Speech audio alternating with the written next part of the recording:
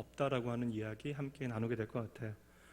지난주 말씀도 참으로 쉽지 않은 말씀이지만 오늘 말씀도 참 만만치 않습니다. 그러니까 지난주 말씀은 아예 그냥 번역 자체가 좀 어렵다면 오늘은 그 내용이 우리가 좀 소화해내기에는 상당히 좀 무겁고 어려운 내용들이에요.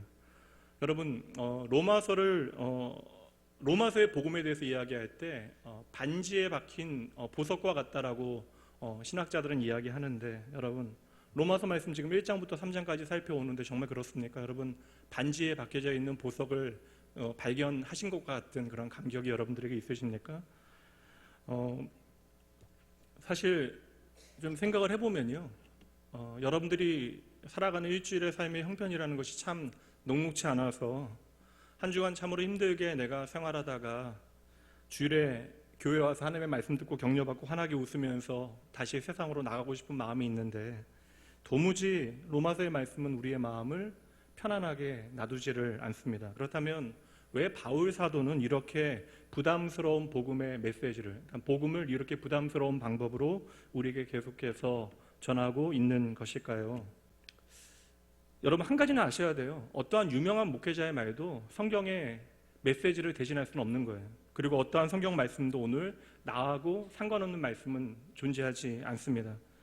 개인적으로 제가 좋아하는 작가 가운데 폴 트루니에라고 하는 작가가 있어요.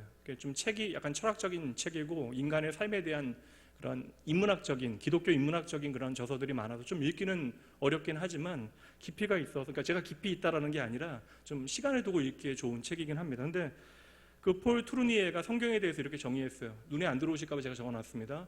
하나님께서 사람에게 말을 거시는 것이 성경이다. 그리고 사람이 어떠한 존재인가를 이어서 그가 설명했는데요, 사람은 하나님께서 말을 거실 때 응답할 책임이 있는 존재이다. 저만 멋있죠? 저는 상당히 멋있는 정의라고 생각을 했거든요. 하나님께서 오늘도 여러분들에게 당신의 말씀을 통하여 말을 건네고 계시는 것이고, 그리고 이 시간 하나님의 말씀을 듣고 있는 저와 여러분은 하나님의 말씀에 응답할 책임이 있는 것입니다. 그럼 여러분, 잘 응답하기 위해서 어떻게 하셔야 돼요? 하나님께서 말을 거실 때 우리가 어떻게 잘 응답하려면 어떻게 해야 돼요? 아멘은 됐고요. 아멘도 중요하지만 어떻게 해야 돼요? 잘 들으셔야죠. 아멘도 귀합니다. 그런데 잘 들으셔야죠. 여러분, 오늘 말씀은요, 로마서 1장부터 지금까지 계속되어져 왔던 내용의 결론과도 같은 말씀이에요. 내용은 단순하게 얘기하면 이방인이든 헬라인이든 유대인이든 하나님 앞에 의인은 하나도 없다. 이것이 오늘 말씀의 가장 핵심적인 포인트입니다. 다시 말하면 스스로 구원에 이룰 수 있는 사람이 이 땅에 하나도 없다라고 하는 것이 로마서의 1장부터 3장까지의 복음인데, 이러한 절대적인 절망을 선포하는 이 말씀이 로마서의 핵심적인 메시지가 되어지고, 이것이 성경이 보여주고 있는 인간에 대한 가장 확실한 이해가 되는 것이죠. 그러니까 그 누구도 하나님의 구원에 이룰 수 없다. 의인은 없다. 이 땅에 하나도 없다. 로마서를 지금 함께 살핀 지 오늘이 8번째 시간이니까 한 2달 정도가 지나가고 있습니다. 로마서를 2달 동안 우리가 살펴오고 있는데, 혹 집에서 로마서 말씀을 읽어보셨다 하시는 분? 예, 2분, 3분. 정말 의인은 몇 분 안 계시군요. 예. 다시 여러분 로마서를 펼쳐보세요. 집요할 정도로 몸소리칠 정도로 죄에 대해 반복적으로 우리에게 말씀하고 있어요. 저는 사실 그래서 예전에 제가 섬겼던 목사님께서, 이렇게 존경하는 목사님께서 저희 모임에서 젊은 목회자를 향하여 교회 갱신을 위하여, 그분 이제 살아계실 때 로마서 설교로 아주 유명하셨던 목사님이거든요. 그리고 제가 학창 시절에 그분의 로마서 설교를 듣고 말씀 사역자의 꿈을 꿨거든요. 그런데 그 목사님께서 하신 얘기가, 로마서는 성도들에게는 복음에 대한 핵심적인 가르침을 던지고 있는 것이지만 목회자에게는 교회 갱신에 대한 중요한 메시지를 던져주고 있다. 그러니까 반드시 너희들은 로마서 말씀 100번 이상 읽어라. 근데 막상 제가 로마서 말씀을 제가 멘토로 생각하는 목사님께서 그렇게 말씀하시면 읽기 시작했는데 제 마음이 너무나 괴롭고 힘들어서 한동안 로마서 읽기를 포기하고 지냈던 적이 있습니다. 왜 그러냐면 정말 몸소리칠 정도로 죄의 문제에 대하여 우리에게 지적하고 있기 때문에 그러한데, 1장과 2장과 3장에 걸쳐서 그 죄에 대한 지적이 강도가 더해 갑니다. 1장에서는 그래도 절대적인 타자와 같이 보이는 그들의 죄에 대해서 이야기하는데 2장에서는 너희의 죄에 대해서 지적하고 2장의 마지막에서는 그 너희에는요 하나님께서 택하셨다라고 하는 유대인들도 포함되어진다. 유대인들도 죄인이다라고 선언하더니 드디어 오늘 3장 말씀에 들어와서 3장 9절 말씀에서 바울 사도가 뭐라고 도전해요? 3장 9절 말씀에 보면 그러면 어떠하냐? 우리는 나으냐? 그러니까 1장의 그들, 2장의 너희, 3장엔 누구요? 우리. 그러면 우리는 나으냐? 여기서 우리는 누구예요, 여러분? 우선 편지를 쓰고 있는 바울 사도, 그리고 이 편지를 읽고 그 말씀을 듣고 오늘 예배를 드리고 있는 우리 모두를 포함하고 있는 것이죠. 그러니 여러분, 로마서 1장부터 3장까지의 결론은 저와 여러분이 다 죄인이라는 거예요. 근데 죄인도 보통 죄인이 아니라고 하는 것을 계속해서 말씀하고 있는데 그것이 바로 13절부터 18절까지의 말씀.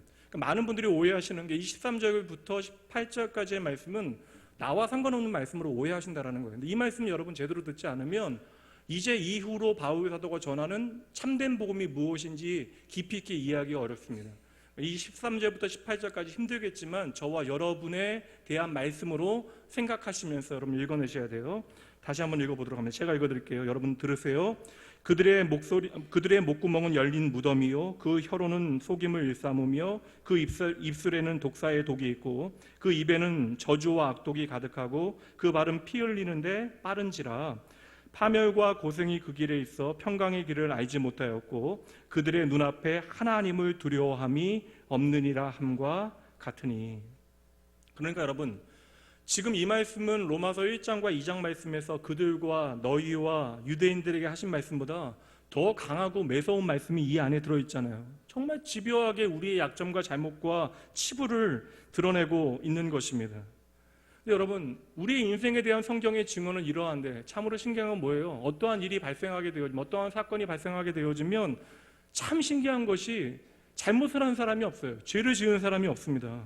성경은 집요하게 죄에 대해서 우리에게 말씀하고 있는데 우리는 가능하면 나의 죄를 인정하지 않으려고 애쓰며 살아가는 것이죠. 그래서 어떻게 해서라도 빠져나가려 하고 변명하려 하고 그 책임을 다른 사람에게 전가하려고 하는 못된 습성이 저와 여러분의 혈관 가운데 면면이 흐르고 있는 것이죠. 그래서 오늘도 머리부터 발끝까지 터진 상처가 가득함에도 불구하고 끝까지 우리는 그것을 인정하지 않으려 하는 것이 이 땅의 인생들의 본성입니다. 저도 모르게 벌써 이 땅의 인생들이라 얘기하잖아요. 저의 본성입니다. 그런 우리에게 로마서는 뭐라고 도전하고 있어요? 다시 9절 말씀. 그러면 어떠하냐? 우리는 나으냐? 여러분 그러나 너무 힘들어하지 마세요. 감기 독감 예방주사 맞으신 분들 계시죠? 저는 아직 좀 40대 중반이라 맞아야 되는 거 알면서도 좀 미루고 있는데 이제 좀 건강을 챙기기 시작하신 분들께서는 다 독감 예방주사를 맞으셨을 것 같아요. 제가 잘 몰라서 여쭤봅니다. 독감 예방주사를 맞을 때는 우리가 힘을 꽉 주고 맞아야지 예방주사가 잘 맞아지나요? 아 그래요? 몰랐네. 독감 예방주사는 어떻게 맞아야 돼요? 진짜 저를 모른다라고 하는 표정을 한심하게 쳐다보시면 안 돼요. 독감 예방주사를 어떻게 맞아야 돼요? 힘을 빼고 맞아야 되는 것이죠. 그러니까 힘을 주고 독감 예방주사를 맞으면 더 아프기만 하고 주사 바늘도 들어가지 않죠. 그러니 여러분 하나님께서 오늘 저와 여러분에 대하여 내리시는 하나님의 진단, 하나님의 처방전을 힘 빼고 들으셔야 하는 거예요. 여러분 의사의 처방은 저와 여러분을 아프게 하는 것이 목적이 아닙니다. 저와 여러분 더 이상 아프지 않게 하기 위하여 의사는 정확하게 진단하고 처방하는 것이죠. 마찬가지로 로마서의 이 모든 말씀은 여러분들을 괴롭게 하고 힘들게 하는 것이 목적이 결코 아닙니다.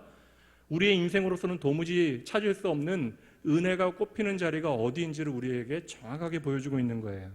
그래서 로마서는 믿음이 시작되어지는 너무나 중요한 고백을 저와 여러분에게 선언하고 있는 것이죠. 한번 따라해 보시죠. 나는 죄인입니다. 나는 죄인입니다. 다시 한번요. 나는 죄인입니다. 오늘 저와 여러분은 우리가 지난번 나눴던 3장 8절 마지막 말씀이요. 마지막 부분. 정죄받는 것이 마땅한 유대인들보다 나을 것이 없다라는 것이에요.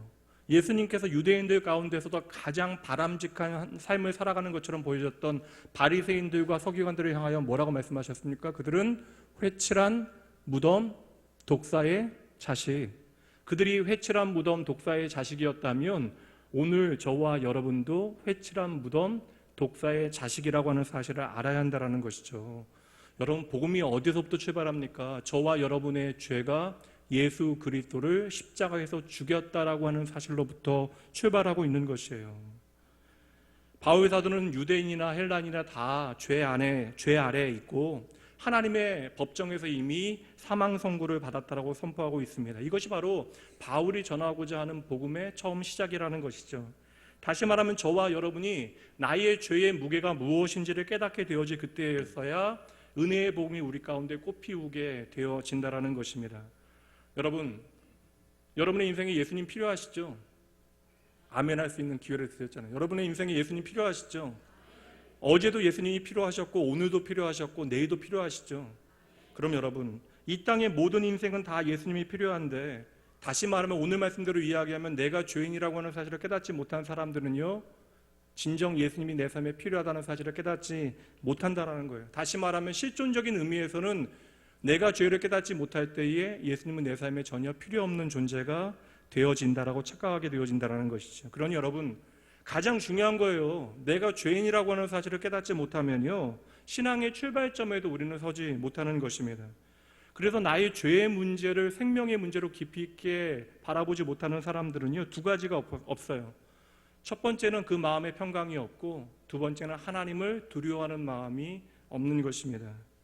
그러다 보니까 내 마음에 평강이 없고, 그러니까 내 마음이 공허하고 하나님을 두려워하는 마음이 없으면 당연히 이 땅의 다른 것들로 내 마음을 가득 채우려 하는 것이죠. 그래서 좋은 집에서 살아가고 좋은 자동차 타는 맛에, 명품 가방 드는 맛에 인생의 진짜 비극이 무엇인지를 외면하면서 우리는 살아가게 되어지는 것입니다. 그리고 그것조차도 없을 때에는 원망하고 자격지심에 빠지게 되어지는 것이죠. 그래서 오늘도 저와 여러분에게 생명을 주시기 원하시는 살아계신 하나님 아버지께서는 저와 여러분이 은혜 가운데 거하는 삶을 살아가게 하시기 위하여 저와 여러분이 살아가고 있는 우리의 삶의 처지, 그 실상, 우리가 죄 아래에 있다라고 하는 현실을 가장 먼저 우리에게 말씀해 주시는 것이죠. 다시 말씀드린 대로 내가 죄 아래에 있다라고 하는 사실을 깨닫지 못하면 예수 그리스도의 십자가의 은혜를 나를 향한 하나님의 놀라운 사랑으로 확인하지 못하게 되어지는 것입니다. 여러분, 예수 믿는 사람들은 다 은혜에 대해서 얘기한다고요. 이 자리는 여러분 다 은혜에 대해서 말씀하며 살아가는데, 십자가의 은혜가 무엇인지를 나의 죄의 무게를 통하여 깨닫지 못하면요, 그 은혜조차도 내가 쟁취한 것으로 착각하게 되어지는 거예요. 그래서 말로는 은혜를 이야기하지만 결국 내가 행한 일들에 대하여 날마다 이야기하며 살아가게 되어지는 것이고, 그 은혜가 나의 것으로 착각하게 되어지면 교회에 다니면서도 내 마음은 완악해지고 날로 교만해지는 것입니다. 그러니 여러분, 예수님의 십자가만, 그러니까 이렇게 질문 드려볼게요. 예수님의 십자가만 진짜 오롯이 예수님의 십자가만 오롯이 바라보며 살아가기를 원하십니까? 그러니까 예수 그리스도의 십자가 우리의 삶의 전부가 되어지고 신앙의 기준이 되어짐을 기억하고 살아가기 위해서는요, 내가 죄인이라는 사실을 인식해야 돼요. 다시 말하면 내가 죄인이라고 하는 사실을 인식하게 되어지면 내가 십자가 복음 앞에서 할 말 없는 존재가 되어지는 것입니다. 그러니 여러분, 내가 죄인이라고 하는 사실을 아는 사람은요, 교회 안에서도 쓸데없는 말 많이 하시면 안 돼요. 그러니까 쓸데있는 말은 많이 하십시오. 쓸데없는 말이 무엇인가에 대해서 말씀드리지 않을게요. 그러므로 여러분, 로마서의 복음은 세상이 비춰주지 못하는 인간에 대한 이해, 그리고 어떻게 우리가 하나님의 구원에 이르게 되어졌는가에 대한 하나님의 행하신 일들에 대하여 우리에게 말씀해주고 있어요. 그래서 이 말씀이 참으로 귀합니다. 그럼 여기 계시는 네 분뿐만 아니라 여러분들도 좀 로마서 말씀 읽어보세요. 그러니까 여러분 생각해보세요. 한 교회의 담임 목회자인 제가 로마서 말씀을 이렇게 다시 강의하게 될 때가 언제 오겠어요? 이렇게 한 1년 정도 설교하게 되면, 저도 이제 뭐 아직은 젊지만 1년이라는 나이가 먹게 되면 언제 뭐 50이 돼서 할지 60이 되게, 제가 60이 되면 이 자리에 안 계신 분들도 혹시 계실지 어떻게 알아요? 그러니까 여러분 읽어놓으세요, 좀 말씀. 그래서 어느새 우리가 십자가 우리의 삶의 전부라고 고백하면서도 십자가를 드문드문 바라보며 살아가게 되어지는 것이고, 우리가 하나님의 은혜를 날마다 이야기하면서도 막상 하나님을 놓쳐버린 채로 살아가게 되어지는 것이죠. 우리가 신앙생활 계속 하다 보면 한 가지 착각하게 되어지는 게 있어요. 내가 꽤 괜찮은 죄인이라고 착각하는 것이죠. 그러니까 나는 이제는 꽤 맑은 물이 되어졌다라고 착각하며 살아가는 거예요. 그래서 하나님께서 막대기 하나를 드셨다고요. 그 막대기가 바로 로마서라고 하는 말씀이고, 하나님께서 로마서라고 하는 막대기를 내 마음 가운데 휘저어져서 내가 잘 가라앉은 흙탕물이었다는 사실을 확인하게 하십니다. 하나님께서 이 말씀으로 한 번만 우리를 휘저어 놓으시면요, 내가 죄인이었다는 사실을 깨닫게 되어지는 것이죠. 그러니 다시 한번 따라해 보세요. 의인은 없나니 하나도 없습니다. 이번 주에 분주한 일들도 많았어요. 아픈 분들, 어려운 분들, 또 제가 사랑하는 사역자들 가운데 고통 가운데 있는 분들, 이렇게 마땅히 좀 돌아봐야 되는데 돌아보지 못하는 일들도 있고, 그래서 마음의 부담들이 많이 되어져서 로마서 말씀을 제가 어제 좀 늦은 시간에 정리하고 있었는데, 말씀을 정리하면서 제 머리에 스쳐간 성경의 인물 하나가 있어요. 바로 다윗입니다. 여러분, 다윗이 얼마나 대단한 인물이에요. 자신을 죽이려고 하던 사울을 의도적으로 2번이나 용서하였던 그 절호의, 그러니까 원수를 갚을 수 있었던 2번의 절호의 기회를 그냥 버린 사람, 그것도 모든 사람이 그렇게 하는 것이 옳은 일이다라고 이야기함에도 불구하고 나는 아니다 하며 원수 사울을 용서해 줬던 사람이 바로 다윗입니다. 그렇게 여러분 멋지게 원수를 용서하고 용납해 버린 거예요. 여러분, 이 자리에 있는 저나 여러분 안에 이러한 다윗의 인격에 근접한 사람이 어디 있겠습니까? 없잖아요. 그래서 이러한 다윗의 모습을 보게 되어지면 정말 하나님의 마음에 합한 자, 하나님을 사랑하는 자라고 하는 칭호의 타이틀에 충분한 자격이 되어지는 것 같아요. 근데 여러분 잘 보세요. 순서를. 이렇게 사울이라고 하는 원수를 2번이나 용서한 참아낸 다윗이 어느 날 우리아를 죽여요. 사실 좀 충격적이거든요. 참으로 당황스러운 장면입니다. 나를 죽이기 위하여 달려드는 사울을 2번씩이나 용서한 다윗이 자기를 위하여 전장에서 수고하고 있었던 충성스러운 우리아는 죽여요. 그것도 아주 교묘하게, 치사하게, 그리고 그럴듯한 명분을 이야기합니다. 나라와 민족을 얘기해요. 그렇게 생각하면 다윗만큼 악한 사람이 어디 있겠습니까? 여러분 잘 들으셔야 돼요. 그럼에도 불구하고 저는요, 사울을 용서한 다윗보다 우리아를 죽인 다윗에게 마음이 가요. 사울을 용서한 다윗은요, 예수님의 십자가 필요 없는 특별한 사람처럼 보여지지만 우리아를 죽인 다윗은 예수님의 십자가만이 그의 삶의 빛을 발하게 되어지기 때문에, 그래서 나의 죄의 문제를 깨닫게 되어질 때 다윗은요, 하나님 앞에 통곡하며 나 좀 살려달라고 기도하게 되어지는 것입니다. 오늘 이 시간 우리에게도 이 기도가 필요할 것 같아요. 여러분은 어느 쪽이에요? 사울을 용서한 다윗입니까? 우리아를 죽인 다윗입니까? 때로는 우리가 사울을 용서하는 다윗과 같이 보여질 때도 있고, 때로는 우리아를 죽인 다윗과 같이 보여질 때도 있죠. 이렇게 두 다윗의 모습이 오늘도 우리 안에 공존하고 있는 것입니다. 로마서 7장 말씀에서 제가 이제 이 말씀 나누게 될 터인데, 먼저 잠깐만 보도록 하죠. 바울도 그러한 고백을 하고 있어요. 로마서 7장 22절부터 봅니다. 내 속사람으로는 하나님의 법을 즐거워하되 내 지체 속에서 한 다른 법이 내 마음의 법과 싸워 내 지체 속에 있는 죄의 법으로 나를 사로잡는 것을 보는도다. 24절 함께 읽습니다. 오라, 나는 곤고한 사람이로다. 이 사망의 몸에서 누가 나를 건져내랴. 아멘. 이것이 다윗이 깨달은 나의 존재. 오라, 나는 곤고한 사람이다. 누가 나를 사망에서 건져내랴. 저에게도 이 탄식이 오늘 있어요.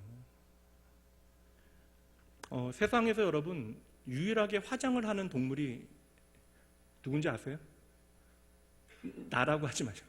세상에서 유일하게 화장을 하는 동물은 인간입니다. 다시 말하면 자신의 약점이 드러나는 것. 그러니까 여러분, 여성분들 오해하지 마세요. 약점을 드러내지 않기 위해서 여러분들 화장한다고 생각하지 않습니다. 저는 사람은 나의 약점이 드러나는 것을 도무지 견디지 못합니다.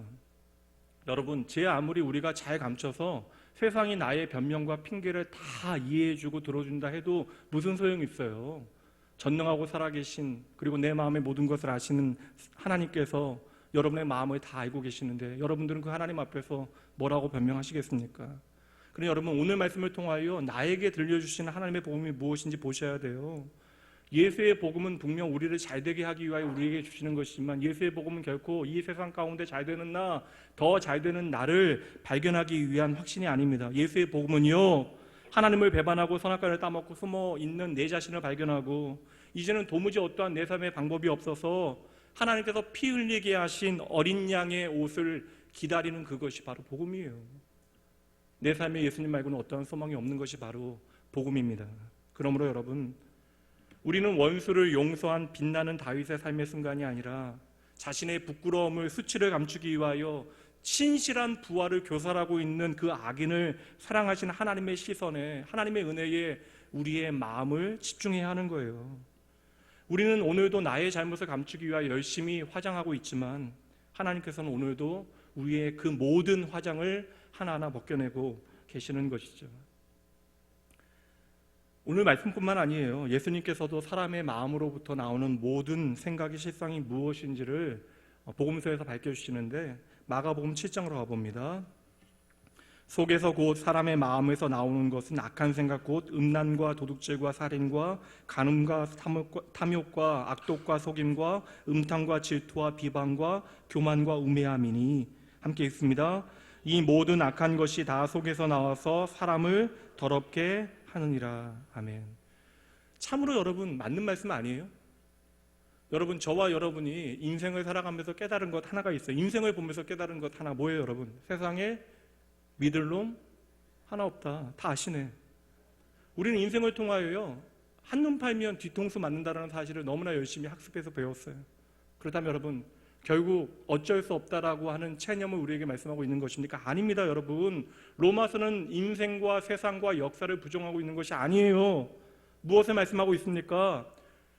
아주 쉽게 말씀드릴게요. 세상에 믿을 놈 하나 없으니 믿을 분 대신 하나님만 바라보라는 거예요. 여러분, 교회에서도 상처받지 마세요. 사람에게 상처받았다라고 하나님 멀리하는 것, 하나님 놓치는 것만큼 어리석은 일도 없는 것입니다. 말씀드릴게요. 정확하게 말씀드립니다. 믿을 놈은요, 교회에도 하나 없어요. 믿을 분은 오직 여호와 하나님 한 분밖에 없습니다. 그 믿지 못할 모든 놈들, 우리가 믿을 분 안에서 사랑할 대상이에요. 이거 깨닫지 못하면 여러분, 교회 안에서도 계속 상처받아요. 우리는 하나님의 놀라운 은혜 가운데 그 믿음 안에서 서로 사랑하기 위해서 이 자리에 있는 거예요. 사랑할 만한 사람들을 사랑하는 것이 아니라 사랑하지 못한 이들에게 그리스도의 덕을 비추어 내기 위해서 우리는 존재하는 것입니다. 그래서 때로는 내가 한없이 기다리고 용서하는 일들도 필요하고 때로는 아픈 선택을 해야 하는 순간들도 있는 것입니다. 그래서 빛으로 이 세상에 오신 예수님께서 하신 말씀이 내가 곧 길이요 진리요 생명이다. 그분께 집중해야 우리는 살게 되어지는 거예요. 요한복음 1장 말씀처럼 예수 안에만 생명이 있다라고 선언하고 있는 건 뭐예요? 예수 밖에 있는 건 다 뭐예요, 여러분? 예수 안에만 생명이 있다. 그럼 예수 밖에 있으면 뭐예요, 여러분? 죽는다, 사망, 멸망. 예수만 빛이고 예수만 생명이고 예수만 길이고 예수만 진리라고 하는 것은 예수 이외의 모든 것은 다 어둠이고 죽음이고 낭떠러지고 거짓이고 청산가리 탄 물과 같다라는 거예요. 그러니 여러분, 예수 이외의 모든 이 땅의 것들은 다 죄가 되어지는 것. 우리 안에도 오늘도 예수님께서 생명으로 살아계시지 않으면 우리의 존재와 삶이 죄가 되어지는 것입니다. 오늘 본문의 말씀은 이 모든 세상의 아담들의 실상을 낱낱이 하나하나 다 폭로하고 있어요. 그리고 결론 짓고 있는 말씀이 19절과 20절 말씀. 우리가 알거니와 무릇 율법이 말하는 바는 율법 아래에 있는 자들에게 말하는 것이니 이는 모든 입을 막고 온 세상으로 하나님의 심판 아래에 있게 하려 함이라. 그러므로 율법의 행위로 그의 앞에 의롭다 하심을 얻을 육체가 없다. 율법으로는 죄를 깨달음이다. 하나님께서 율법을 저와 여러분에게 왜 주셨어요? 율법의 가장 중요한 기능이 무엇입니까? 율법은 내가 하나님의 법을 받을 수 있는, 그러니까 하나님의 나라에서 하나님의 백성으로 지킬 만한 법이 있다라고 하는 사실을 우리에게 보여주는 정체성의 근거가 되어지기도 하지만 이미 죄 가운데 영원히 멸망하여야 하는 저와 여러분에게 율법이 주어진 이유가 무엇이에요? 그 기능은 바로 내가 하나님 앞에 죄인이라고 하는 사실을 깨닫게 하는 것. 그래서 예수 안에 있는 생명의 법이 무엇인지를 저와 여러분에게 바라보게 하는 것이 바로 율법의 기능입니다. 우리는 구원받았는데 이제 구원받고 성화의 삶을 살아간다고 늘상 이야기하잖아요. 근데 이 성화라고 하는 단어를 생각할 때마다 우리가 좌절되어져요. 왜요? 너무 안 변하거든요. 여러분, 이게 뭐 뻔한 얘기긴 해요. 목사들도 엉망일 수 있지만 목사들도 모여있으면 참 엉망인 성도들에 대한 이야기합니다. 그러면서 하는 얘기가 왜 이렇게 안 변하느냐는 거예요. 근데 여러분, 그것도 오해죠. 안 변하는 것처럼 보이지만 아주 더디게 변하고 있는 거예요. 근데 성화라고 하는 말을 우리가 오해하게 되어지는 게, 성화라고 하는 개념을 내가 보다 나은 존재가 되어지는 것으로 우리가 오해하고 있는 것이죠. 결국 뭐 성화라고 하는 것은 우리가 구원에 합당한 존재로 예수님을 닮아가는 것이 성화인데, 그 놀라운 은혜가 어디서 출발하는지를 잘 아셔야 돼요. 보다 나은 나를 위하여 우리가 열심히 수련하고 노력함으로 얻어지는 것이 아니라, 여러분, 오늘 말씀이 보여주는 바 내가 죄인 중에 괴수입니다. 그리고 예수님의 십자가 아니면 나는 망한 인생입니다 라고 고백을 드릴 때 우리 안에 진정한 구원의 역사가 시작되어지는 것이죠. 그러니까 구원받은 하나님의 자녀답게 살아가는 거예요. 그러니 성도의 성화는 분명히 있긴 합니다. 그러나 성도의 성화는요, 세상에서 모범생이 되어지기 위해서 존재하는 것이 아니라 예수 아니면 살 수 없는 자로 살아가는 것이 바로 성화의 목적이에요. 날마다 하나님의 은혜에 매달리는 인생을 살아내는 것, 그것이 바로 우리가 두렵고 떨림으로 하나님의 구원을 우리의 삶에 이루어내는 과정이 되어지는 것이죠. 그래서 여러분, 저나 여러분이나 하나님 앞에 우리의 삶의 자세는 언제나 겸손해야지만 하는 거예요. 왜 겸손해야 돼요? 겸손은 노력하는 것이 아닙니다. 내가 하나님 없이는 살 수 없으니까 하나님께 매달려야 되죠. 오늘 아침에 10명의 나병 환자와 같이 예수를 향하여 멀리서라도 목 놓아 매달려야 살 수 있는 존재가 저와 여러분입니다. 그러니 우리는 하나님 앞에 겸손해야 하는 것이죠. 여러분, 잊지 마셔야 되는 게, 내가 죄인이라는 사실을 예수의 복음을 통해서 깨닫고 진짜 겸손해져야만 우리 안에서 진짜 예배가 나오고 진짜 헌금이 나오고 진짜 봉사가 나오는 거예요. 이 자리에 뭐 청년들은 좀 기억하지 못할 여기 있는 청년들은 기억할 수 있겠네요.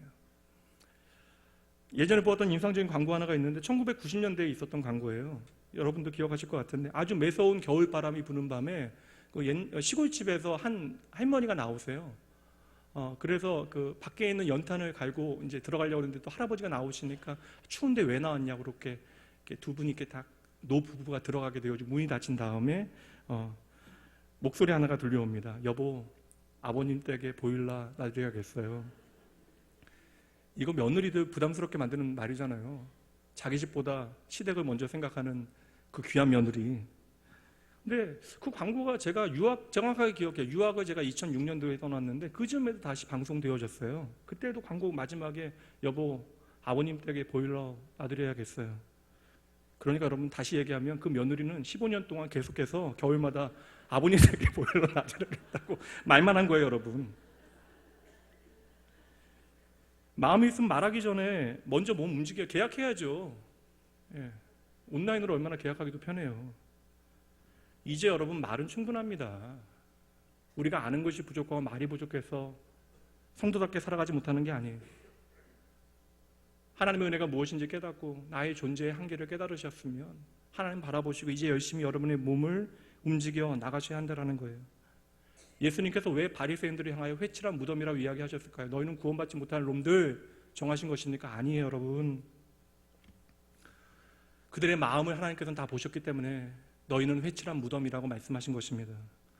제가 미국에서 담임 목회할 때 장례를 치르게 되어졌습니다. 그 장례에 참여해 보니까요, 처음으로 여러분, 미국 장례는 한국과 달라요. 부고를 보내고 한꺼에 모여서 우리가 지금 3번 예배 드리지 않고 한 번 우리가 장례 예배를 드리게 되어지는데, 제가 그때 처음으로 저희 교회 한 집사님의 이제 장례를 치르면서 이제 관을 열어놓고 시신의 화장을 한 모습을 처음 본 거예요. 알고는 있었지만 문화적인 충격입니다. 화장을 너무나 잘 해놔서요, 그냥 눈을 감고 계신 것처럼 보여요. 살아있는 사람과 전혀 다를 바가 없습니다. 그래서 마지막 장례 마지막 무렵에 모든 사람들이 그 앞에 가서 한 명씩 이제 추도의 시간을 갖게 되어지는데, 여러분, 아무리 살아있는 것처럼 화장을 해도요, 이미 그분은 죽어 계셨던 것이죠. 바리새인들은 지금 그럴듯하게 회칠한 모습으로, 다시 말하면 화장한 얼굴로 뭘 한 거예요? 생명의 주님을 죽였잖아요. 그러니 그들의 신앙은 무엇입니까? 결국 시체들의 화장놀이였던 것입니다. 여러분 마음이 무거우셔도 말씀을 통해서 우리에게 주시는 주의 마음이 무엇인지 잘 들으셔야 돼요. 그 다음 말씀 마태복음 5장 20절 말씀입니다. 내가 너희에게 이르노니 너희 의가 서기관과 바리새인보다 더 낫지 못하면 결코 천국에 들어가지 못하리라. 확신하는 것은요, 세상의 기준으로 우리는 결코 바리새인의 의에 도달할 수 없습니다. 그러나 주님께서는 그들의 의로움에 대하여 회칠한 무덤 같다라고 말씀하시잖아요. 그러니 이제 회칠한 무덤과 같이 자기 의를 자랑하는 사람들과는 전혀 다른 의를 하나님께서는 저와 여러분에게 요구하시는 것인데, 이것이 바로 앞으로 로마서에서 밝히게 되어질 예수 그리스도라고 하는 의가 되어지는 것입니다. 우리는 이제 율법을 완전케 하시기 위하여 오신 예수님께서 준비하신 그 은혜의 옷을 입게 되어질 것이에요. 이미 우리는 입었지만 그 의미를 말씀을 통해서 확인하게 되어질 것입니다. 여러분, 외면하지 마셔야 돼요. 예수님의 십자가 복음은 무엇이에요? 그분을 진정으로 따르는 믿음의 삶을 살아가기를 원하는 구원받은 저와 여러분에게 주시는 주님의 말씀이 무엇입니까? 자기를 부인하고 나를 쫓으라. 주님께서 말씀하시잖아요. 그러니까 십자가의 복음은 자기를 부인하고 나를 쫓으라고 끝없이 우리에게 말씀하고 계시는데, 도리어 세상 가운데 자기를 긍정하고 더 잘되는 나를 꿈꾸는 것만이 어찌 우리의 복음이 되어질 수 있겠습니까? 복음은 단 한 가지예요. 우리가 어떠한 삶의 내용을 가지고 있건 간에 예수님만이 나의 길이요 진리요 생명 되심을 진심으로 고백해 내는 것입니다. 여러분, 예수님 밖에는 우리의 삶에 어떠한 소망이 없다라고 하는 사실을 믿는 것이 바로 믿음이고, 그것이 바로 하나님의 놀라운 복음의 은혜가 되어지는 것이죠. 여러분, 솔직하게 제 속마음 말씀드리면 저도 조금 더 매력적인 목사가 되어지기를 원해요. 그러나 여러분, 복음이 살아 움직이는 자리에는요, 인간이 결코 주인공이 되어질 수 없는 것입니다. 세상에서 제 아무리 많은 사람들에게 사랑을 받고 여러분 모두에게 인정을 받는다 할지라도 결국 여러분 제가 하나님 앞에 인정받지 못하면 제 손해예요, 여러분. 복음의 종착역은요, 모든 만물이 하나님을 주로 인정하는 것, 그리고 그 만물이 그리스도 안에서 통일되어지는 것. 이 복음은 바로 골고다에 세워진 예수님의 십자가, 그분의 피 흘림과 죽으심으로부터 시작되어진 역사입니다. 오늘 말씀은 좀 일찍 끝내기로 제가 마음을 먹었어요. 이쯤에서 갈무리 하도록 하겠습니다. 오늘 말씀의 핵심이요, 의인은 없나니 하나도 없다. 절망하지 마세요, 여러분. 이 말씀은 하나님의 진정한 은혜가 꽃피는 자리가 되어집니다. 바울 사도와 동일하게 베드로도 동일한 믿음을 고백하는데, 사도행전 2장 36절 말씀, 그런즉 이스라엘 온 집은 확실히 알아라. 너희가 십자가에 못 박은 이 예수를 하나님이 주와 그리스도가 되게 하셨느니라. 이게 복음이에요, 여러분. 우리가 한 일은 예수님을 십자가에 죽인 것, 하나님께서 그 십자가에 우리가 죽인 예수를 그리스도와 주로 삼으신 것입니다. 그러므로 여러분, 오늘 저와 여러분의 소망은요, 나의 죄를 위하여 죽으신 예수님밖에 없는 거예요. 다시 말씀드립니다. 이것을 우리의 삶에 적용하면 세상의 거짓된 예수와 그리스도의 여러분의 마음을 빼앗기시면 안 된다라는 거예요. 여러분, 착각하지 마세요. 우리가 아무리 그럴듯한 인생을 살아간다 할지라도요, 복음이 없으면 우리는 그냥 망한 신세예요. 죽은 시체입니다. 오늘 말씀 앞에서 우리가 한 가지 제대로 고백해 내시면 폴 투르니의 말대로 하나님의 말씀에 제대로 응답하신 것입니다. 그렇습니다. 하나님, 내가 죄인입니다. 그러니 나를 도와주세요. 우리가 하나님 앞에 진정으로 항복하게 되어질 때 우리의 삶에 진짜 하늘의 열매가 맺히게 되어지는 것입니다. 여러분은 그저 세상 가운데 잘 되는 나가 아니라 하나님 안에 잘 되는 내가 되어지기 위하여 오늘도 이 자리에 존재하고 계심을 기억하셔야 돼요. 마지막으로 여러분들에게 다시 한번 여쭤볼게요. 날마다 하나님의 은혜 받기를 원하십니까? 한 가지만 잘하시면 돼요. 날마다 내가 죄인임을 깨닫고 예수님 없으면 안 된다라는 믿음을 고백하시며 살아가셔야 돼요. 절대 교만해지시면 안 됩니다. 나는 날마다 하나님의 은혜가 필요하다는 사실을 믿음으로 고백해내고 나의 죄인됨을 깨닫게 되어질 때 하나님의 은혜는 우리가 기대하지 못한 방향으로 놀랍게 드러나게 되어질 것입니다. 그런 여러분, 이 땅에는 의인이나 위인은 존재하지 않아요. 이 땅에는 단 한 종류의 인생만이 존재합니다. 우리는 모두 하나님의 구원이 필요한 죄인입니다. 부디 세상이 아니라 하나님께 응답하는 여러분 되셔야 돼요. 부디 사람이 아니라 하나님 두려워하신 여러분 되셔야 합니다. 부디 이 땅의 영광이 아니라 하나님의 영광을 구하시는 여러분 되셔야 합니다. 함께 기도할게요.